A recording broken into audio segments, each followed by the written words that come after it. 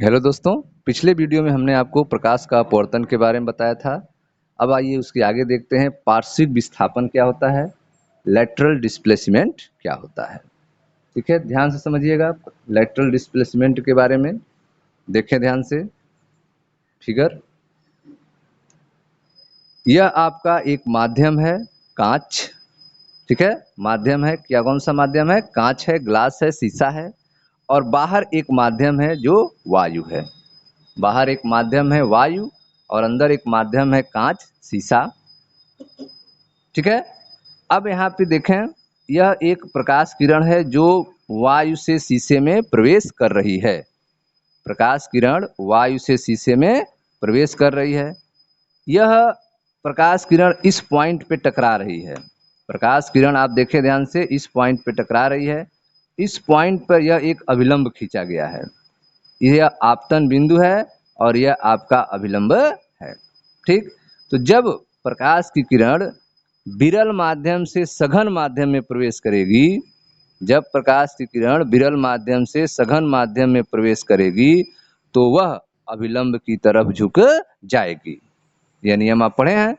तो अब देखें, यह अभिलंब है, अभिलंब से किरण के बीच का कोण है I1।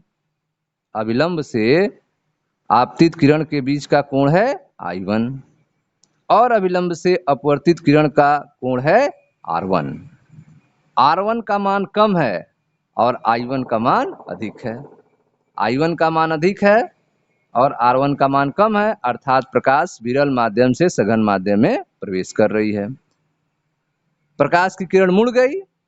अब जो है प्रकाश की किरण शीशे में चल रही है और चलने के बाद अब यहाँ से इस बिंदु से बाहर निकल रही है, मतलब सघन माध्यम से विरल माध्यम में वापस जा रही है। तो जब सघन माध्यम से विरल माध्यम में जाएगी तो अभिलंब से दूर हट जाएगी, अभिलंब से दूर हट जाएगी। अब देखिए ध्यान से, यह अभिलंब है, इस अभिलंब से दूर हट गई, अर्थात I2 का मान जो है R2 का मान अधिक है I2 की तुलना में। ठीक है, R2 का मान अधिक है I2 की तुलना में। अब यदि माध्यम नहीं होता, कांच का माध्यम नहीं होता, केवल वायु होता, तो यह प्रकाश किरण इस तरह से सीधी जाती। ठीक है, तो यह जो प्रकाश किरण का एक ही माध्यम में रास्ता है, वायु में रास्ता है, और कांच के माध्यम आने के कारण जो रास्ता बदल गया, इन दोनों के बीच में जब बाहर निकला है वायु में, तो इन दोनों के बीच में जो डिफरेंस क्रिएट हुआ उसे पार्श्विक विस्थापन कहते हैं। इसे क्या कहते हैं? पार्श्विक विस्थापन कहते हैं। ठीक है, तो पार्श्विक विस्थापन आपने देखा, जिसे लैटरल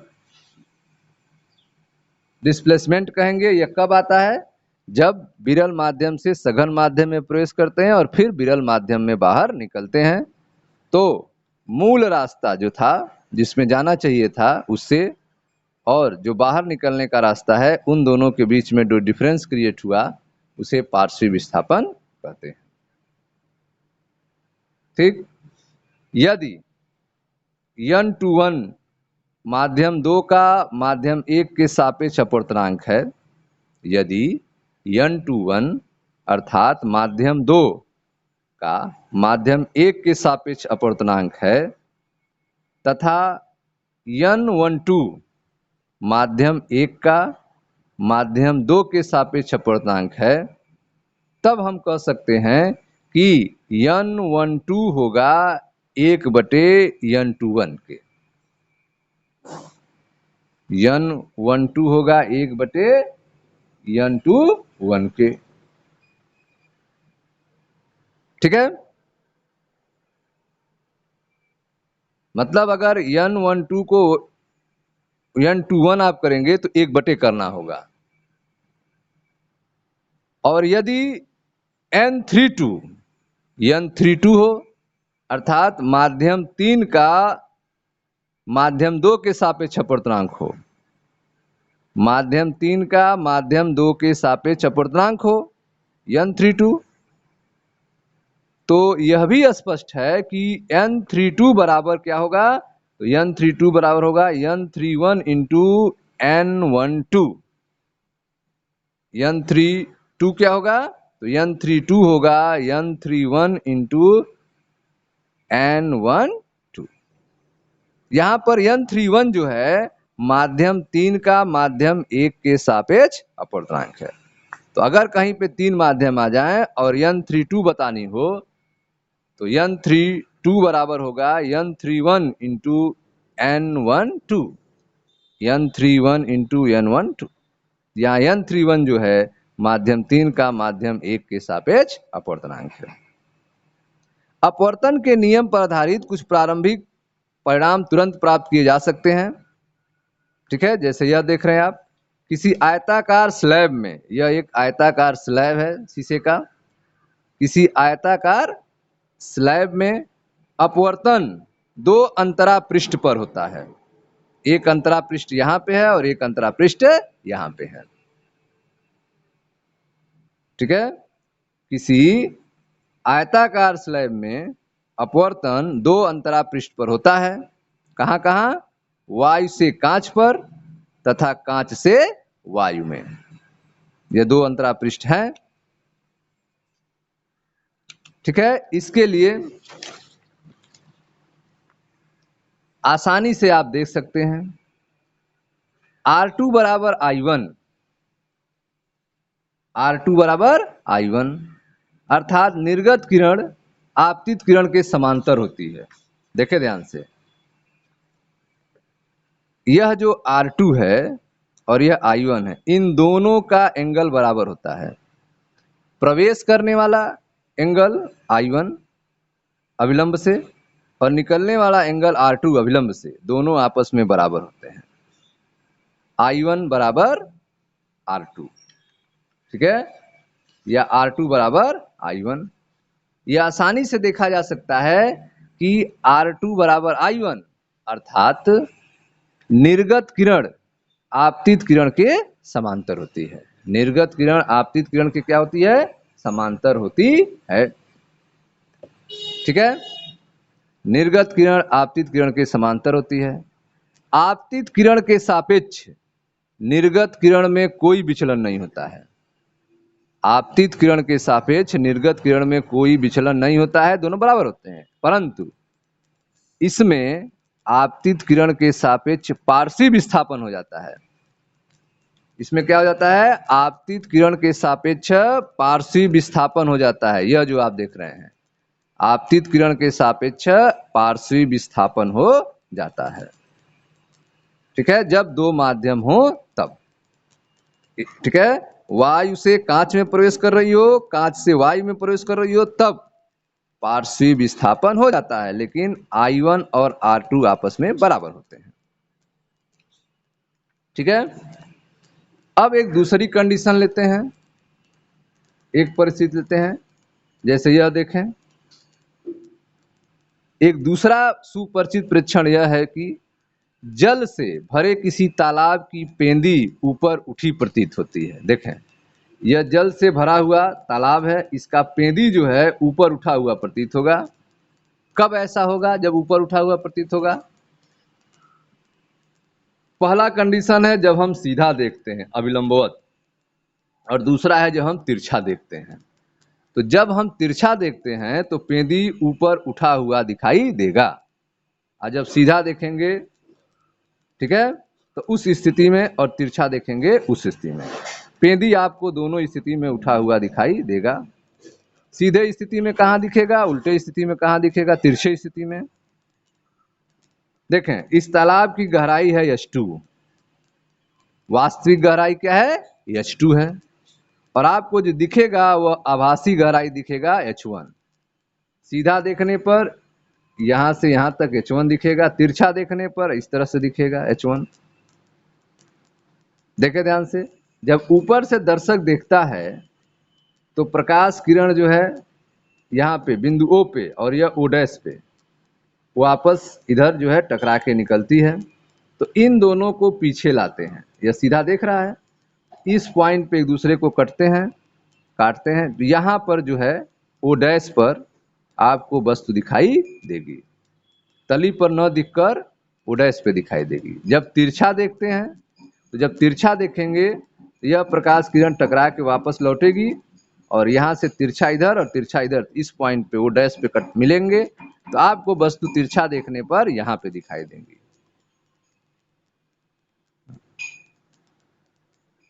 जल से भरे किसी तालाब की पेंदी ऊपर उठी हुई प्रतीत हो रही है। अभिलंबोत दिशा के निकट से देखने पर यह दर्शाया जा सकता है कि आभासी गहराई h1 वास्तविक गहराई h2 को माध्यम अर्थात जल के अपवर्तनांक से विभाजित करने पर प्राप्त होता है।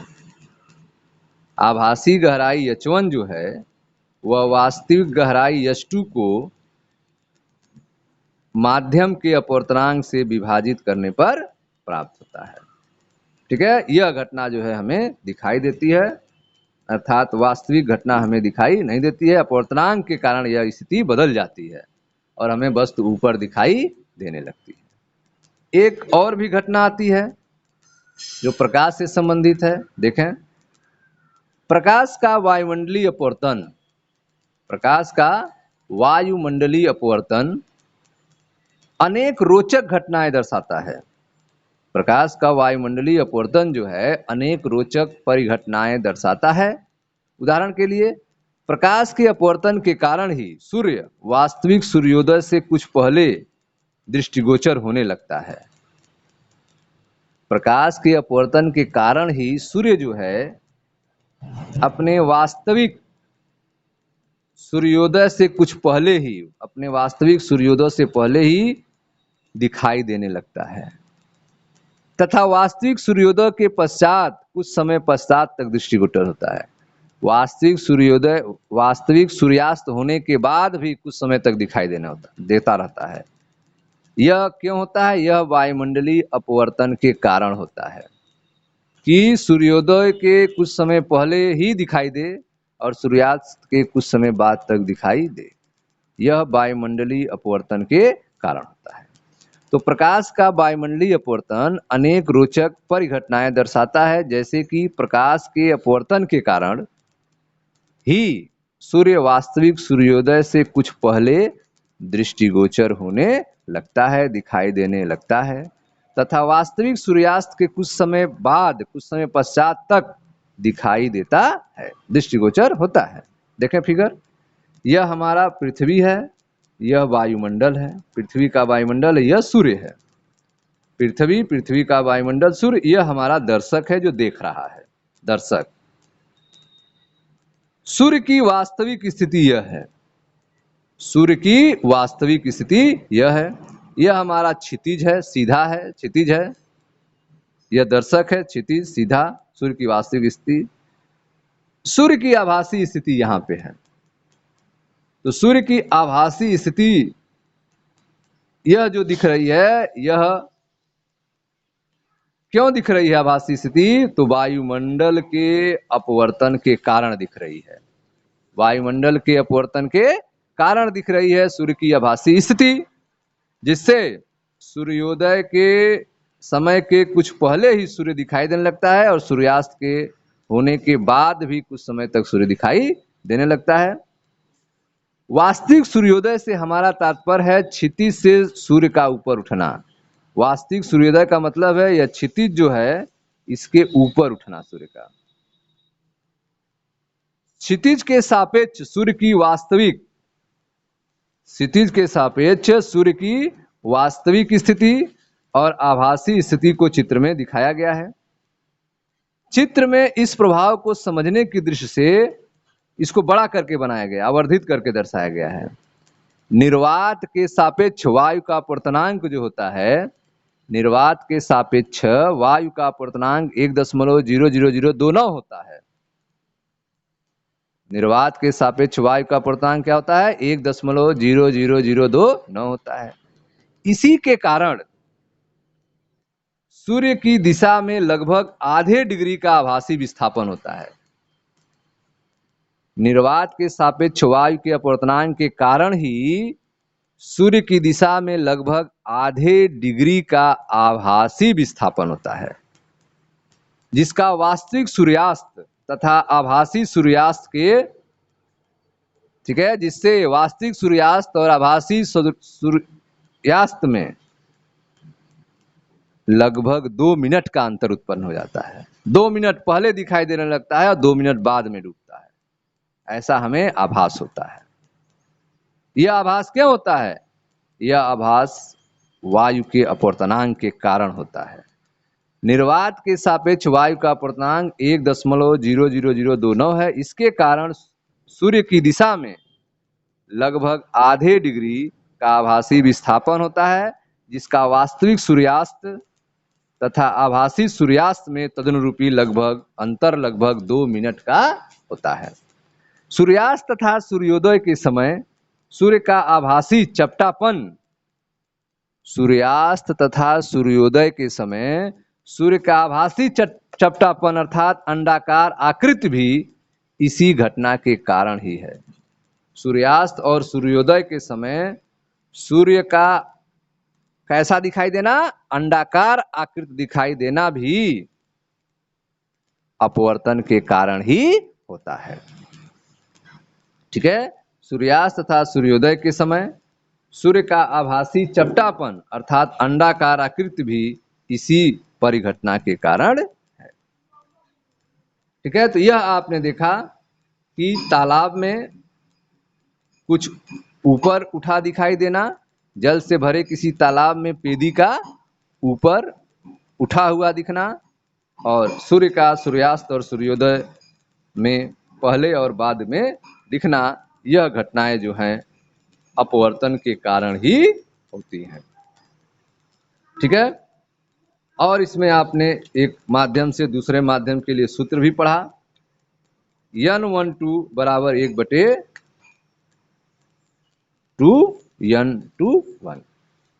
पहला माध्यम हवा, दूसरा ग्लास हो, अगर इसको ऐसे लिखें ANG तो हो जाएगा 1/GNA।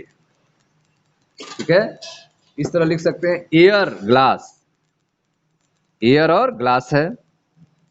ठीक है, तो ANG मतलब एयर से ग्लास का अपवर्तनांक ANG बराबर 1/GNA, ग्लास से एयर का अपवर्तनांक। अलग अलग इधर इधर लिख सकते हैं या एक साइड में भी लिख सकते हैं, तब क्या लिखेंगे? NAG, ए मतलब एयर, जी मतलब ग्लास, बराबर 1/NGA। ठीक है, NAG बराबर 1/NGA। यह ग्लास और एयर के लिए है, हवा और शीशे के लिए है। इसी तरह से अगर पानी आ जाए, पानी आ जाए तब क्या होगा? ठीक है, तो ANG WNG बराबर ANG/ANW। वाटर और शीशा WNG बराबर ANG/ANW, WNG बराबर ANG/ANW। इसको भी आपको लर्न करना है। वाटर ग्लास अगर कहीं हो, एयर हो, तो यह WNG बराबर ANG/ANW। ठीक है, ANG बराबर एयर और ग्लास हो, ANG बराबर तो sin I/sin R, sin I/sin R। ठीक है,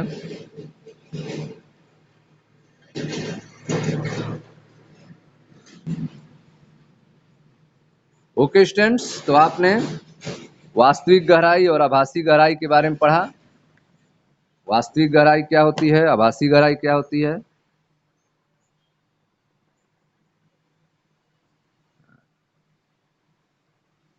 वायु के सापेक्ष जल का अपवर्तनांक अगर कहीं पूछा जाए, वायु के सापेक्ष जल का अपवर्तनांक अगर कहीं आपसे पूछा जाए, तो ANW बराबर 1/WNA कर देंगे। देखें, ANW बराबर 1/WNA कर देंगे। ठीक है, ANW अगर पूछा जाए, ANW अगर पूछा जाए, तो आप वास्तविक गहराई बटे आभासी गहराई का सूत्र लगाएंगे। ANW बराबर वास्तविक गहराई बटे आभासी गहराई। मिलते हैं नेक्स्ट वीडियो में, जहाँ पर पूर्ण आंतरिक परावर्तन के बारे में समझा जाएगा। Thank you.